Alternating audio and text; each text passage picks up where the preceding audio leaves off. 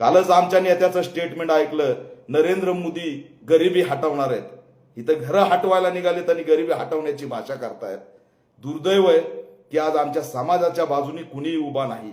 कोण लागतो राधाकृष्ण विखे पाटील तुमचा? का त्याच्या विरोधात भूमिका घेतली जात नाही? का स्थानिकचे नेते पुढे येत नाही? मी या ठिकाणी पुढे आलोय. कदापि आम्ही विखे पाटलाला घाबरणार नाहीत.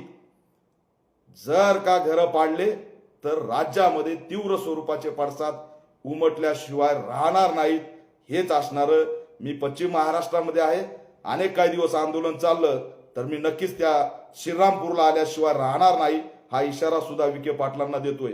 तात्काळ अधिकाऱ्याला बोलून या नोटिसा रद्द कराव्यात आणि भयभीत झालेल्या आमच्या समाजाला त्या ठिकाणी स्थायिक करण्याचा अजेंडा राबवा.